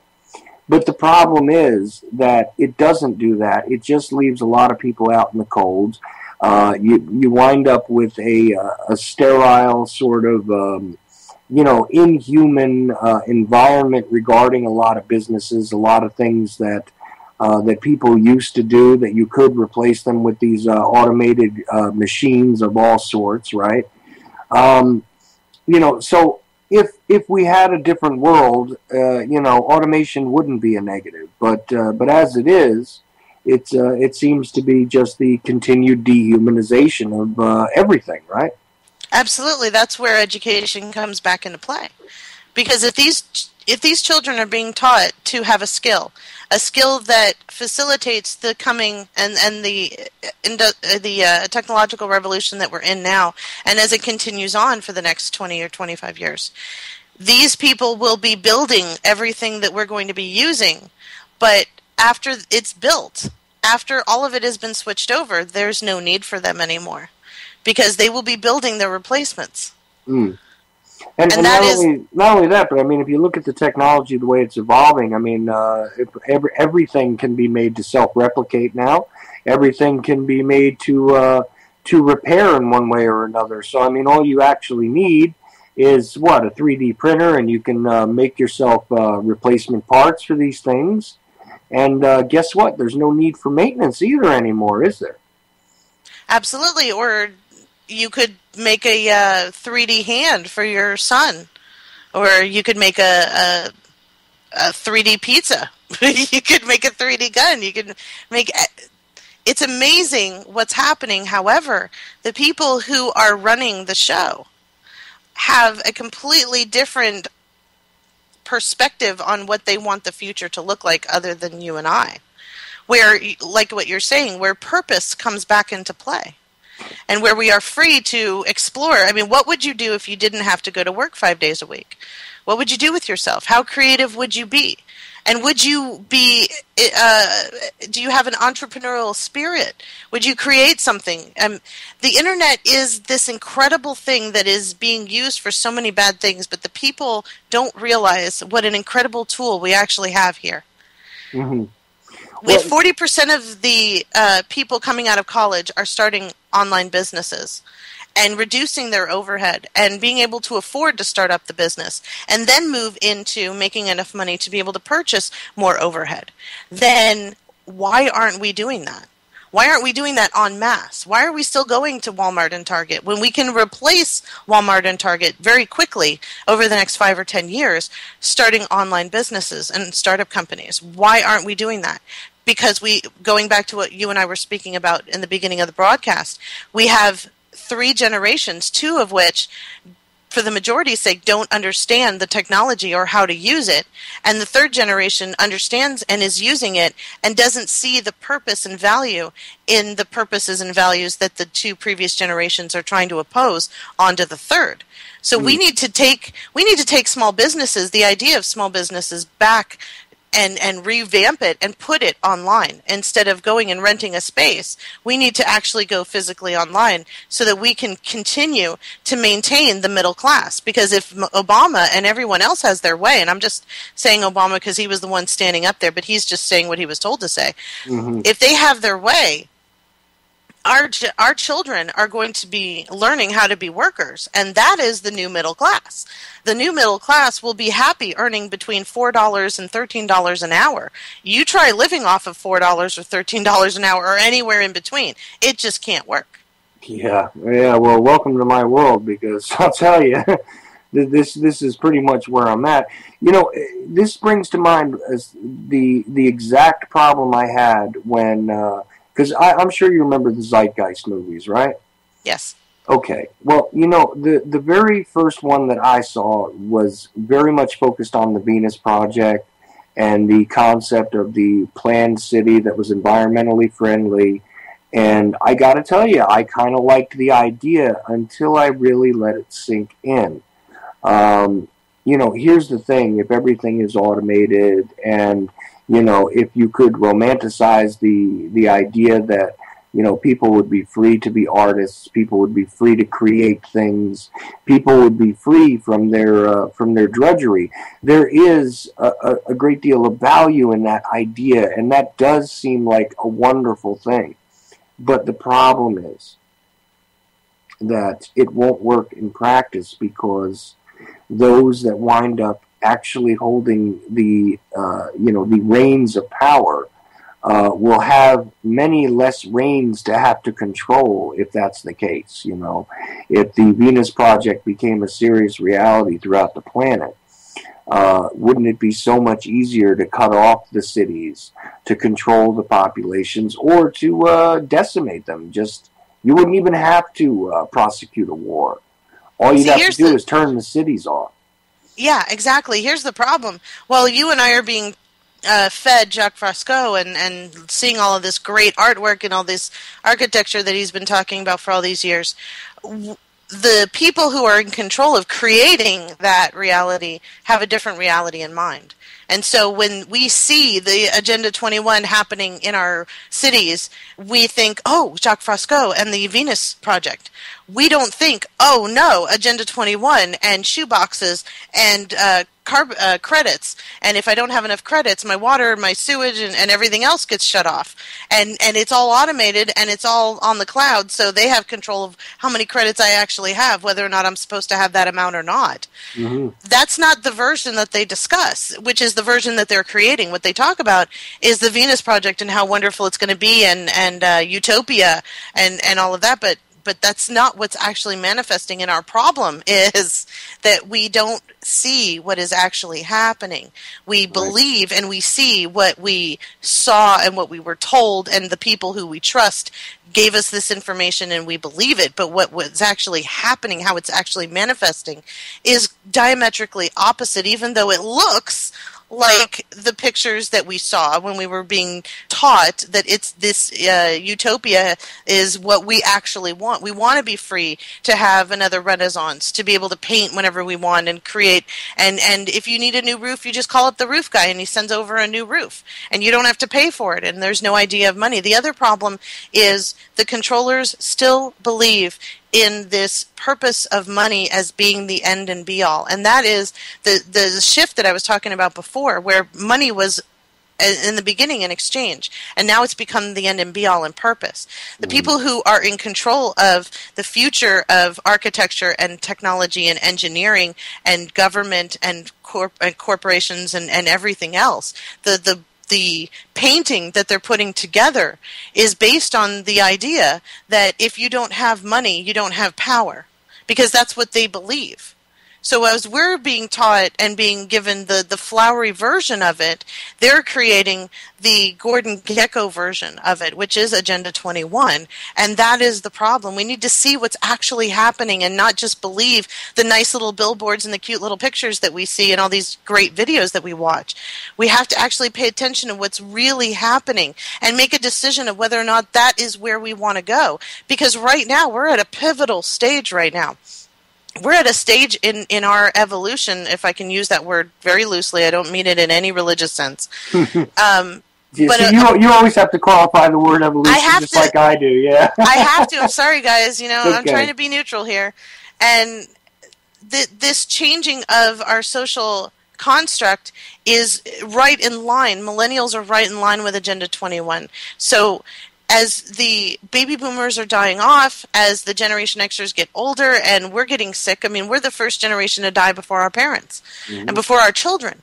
Our children will likely bury us. That is absolutely astronomically, incredibly depressing because we don't have as much time. And if you're like me, I'm going to be 37 next week. And so half of my life I spent chasing that dollar. And I realized that it's fake. So what am I chasing? I should be enjoying my life. I should be looking for ways to enjoy my life and enjoy my children and teach them to enjoy their life and enjoy their future. But if you're chasing that dollar, if you're still in that paradigm where money's purpose is attainment and acquisition and not as a means to an end to get something else, to enrich your life, then we are part of the problem. Because as we continue to consume, as we continue to move forward, as we support, every time you spend your money in a corporation or a business that is unethical and does not and is in complete conflict with your ideology and your personal ethics, you are part of the problem. If we just stop doing that, there would be a huge change going on because they base their entire existence on how much money they are getting because money equals power to them. So since we can't take away power because power is an ideology, power is I say that I'm bigger than you and you believe me, and I can't change the way you think, so let's do something different. Let's shift our money to where it matters and not where we are in this acquisition phase. And that's something for the Xers to really get through their thick skulls. That what our parents had with the baby boomers in the suburbs and that life, that's not for us. And we're never going to attain that. But what we're looking for is what we didn't have in our childhood, which is stability and love and caring and the nuclear family being put together. So if the Generation Xers really want to make a difference, what they need to do is stop getting divorced, stop acting like you are the end and be-all of existence, realize that what you do affects everyone that cares about you around you, and get back into the social construct. And that includes living your life and buying products and exemplifying your life in a way that is in complete line with your personal ideology and not the ideology that you gathered up and put on you from what other people said, but how you actually think and feel. And until we do that, nothing is going to change. And it's going to keep going exactly as it is, exactly as they want it, while we're sitting there looking at the Venus Project and saying, oh, isn't that pretty? Meanwhile, the shoeboxes are being built up, the homes are being taken, the banks put up this fund called Living Cities, where they want to put the displaced families from all of the foreclosures into these Agenda 21 shoeboxes because, hey, it's someplace to live. Well, it's certainly better than the nothing they ended up with after, playing in the casino and the house won. So absolutely, that's. But here it is: problem, reaction, solution. Gee, I wonder why that keeps coming up. It keeps coming up because I'll go back to the monetary system. Since we have turned money into a commodity, the problem, reaction, solution is evidentiary in the rush to buy gold. Gold is a commodity. It does not hold its value. If it did, the value of gold would be like a line that goes straight across and never goes up and down. The reason why it goes up and down is because it's a commodity. A commodity is based on market value. Mm-hmm. So the people who have the most gold get to decide what the price is, and the people who have the least gold get to either buy more to try and get something that's worth something before the people who have the most gold crash the price and bring it down again, and your $100 investment is now only worth $70 or $60. The reason it's a commodity is because it's based on fiat. It's not based on the worth of the object anymore.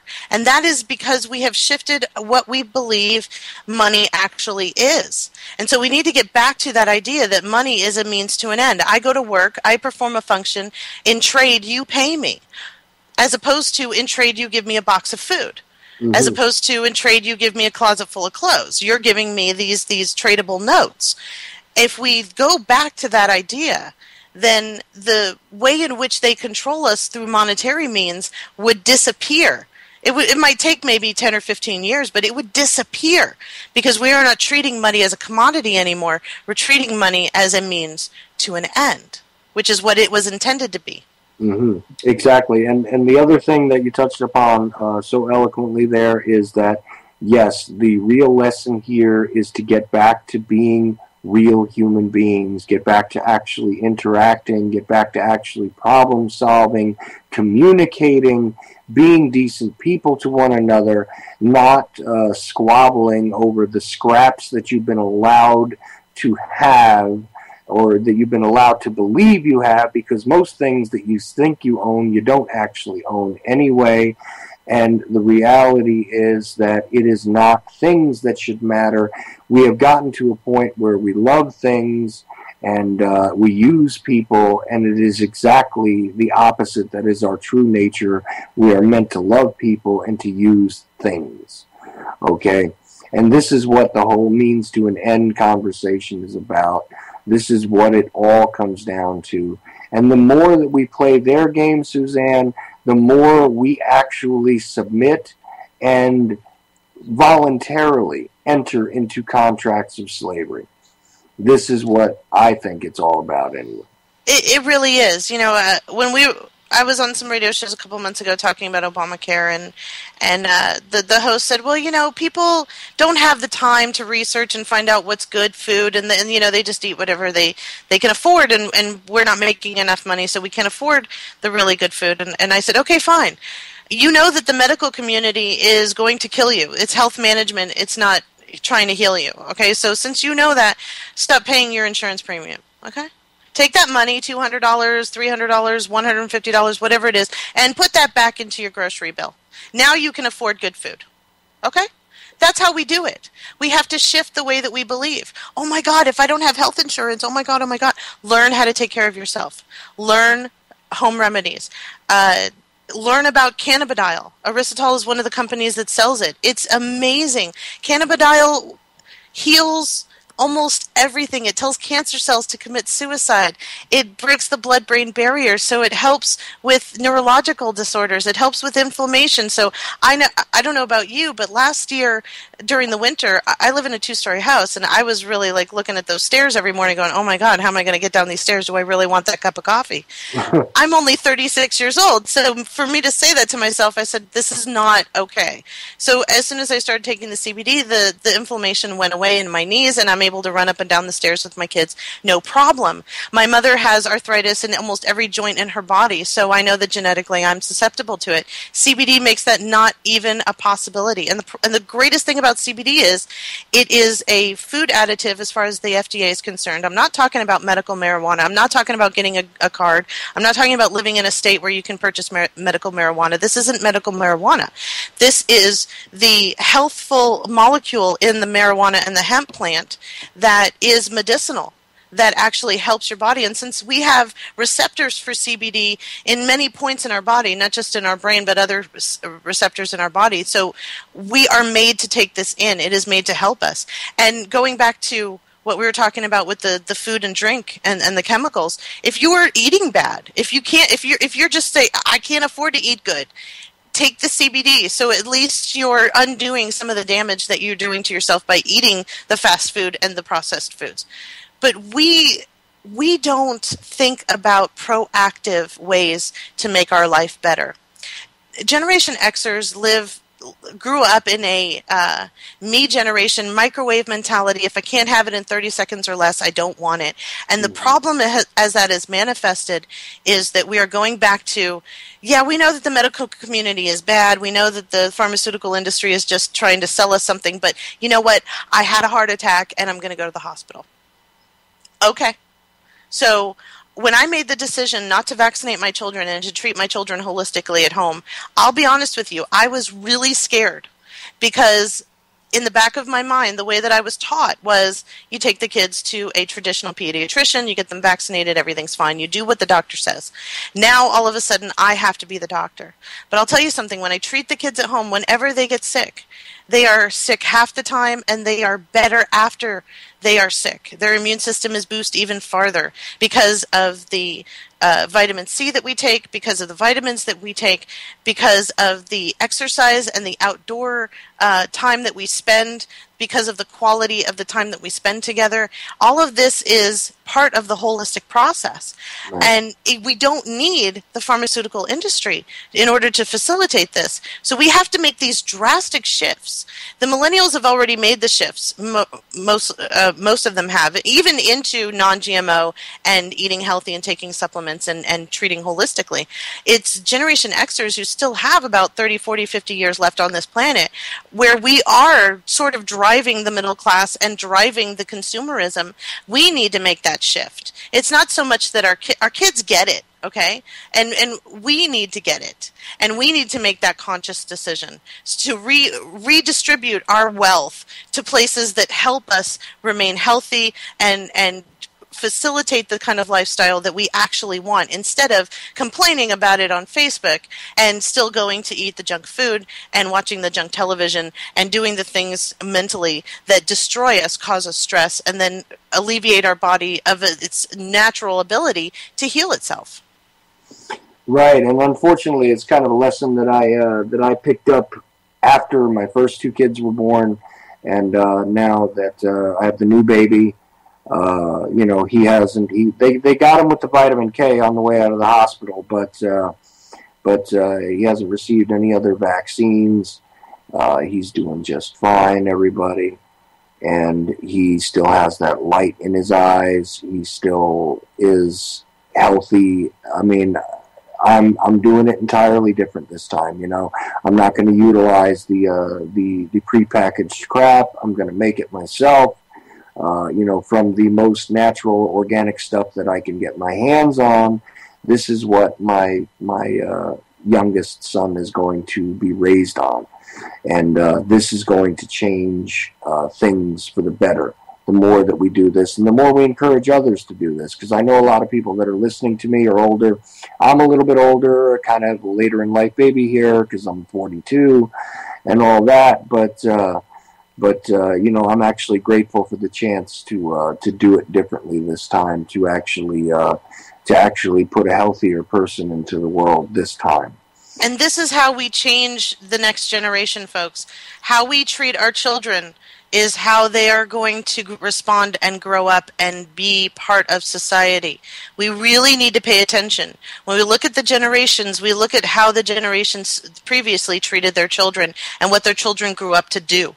And we saw what the baby boomers did. And we've seen what the Generation Xers have done. And now the millennials are in a position where they're having children, they're young parents, or they're waiting and they're about to become parents sometime in the near future. It is how we treat the next generation. Your children, your nieces, your nephews, even the kids in the neighborhood, they are precious because they are going to be the ones who are either going to push forward Agenda 21 and all of the New World Order schemes, or they're going to stop it in its tracks and redivert everything to another way of thinking. The New World Order is just one way of thinking. There are a million other ways we could do this in the future, but we are at a crossroads right now. And how this next generation of children come up will define what is going to happen in our life. If the crazy technological, technocratic version of the future is going to come to pass, or if we could shift our paradigm enough to be free enough to have a Jacques Fresco type scenario actually work, where we don't look to money to define us, that we look to ourselves, that we are self-sufficient, that we can do things, that we learn how to do things even though we know that it's automated and we could do it really quickly, that we enjoy creating instead of just having things made for us. It's an ideological shift. And right now we are going exactly in line with what they want. And that's where it needs to stop. In our minds, it needs to stop there. Right. And in the closing minutes here, Suzanne, I just want to say, look, thank you for appearing with me tonight. I really enjoyed this discussion. My older son just joined in. I don't know what he has to say, but this is actually Chuck Ochelli Jr. So, how you doing, Charlie? What's up? Fine. What do you want to add in, sir? I just wanted to add in, people in this generation don't really discipline their kids. And I think that's why the kids are different in this generation. That they don't get disciplined. Well, there has been a change in discipline, and we've been talking about how the newer generation coming up is entirely different. But, of course, it was, more focused on the way the Internet has changed things and the way a secondary lifestyle and being apathetic, not quite understanding authority even has changed things, son. But, you're also right about that, though. Discipline and the way that you interact with your children, the way you educate them, has a hell of a lot to do with what's going to go on in the next generation, what's going to go on with the future of this planet. And so thanks for adding that in, Charles. I appreciate it. And I'll see you in a little bit, okay? Okay. All right. So, Suzanne, thank you again. I encourage everybody to go to OccupyCorporatism.com and check out Suzanne all over the internet. That's my music again. Everybody have a good night. Stay tuned to UCY.tv. At the age of 19 in 1962, she was See, but I have the files. I read this stuff at the National Archives, and I read these other things. I said to myself, how can that be possible? The brain, the fondle slab of choice. I don't know when that was. It doesn't really matter. Internet, professional wrestlers, and not Jesse Ventura style. It doesn't matter where the cartoon comes from, as long as it's real. It doesn't take hard to get real information, because seriously, they don't want you to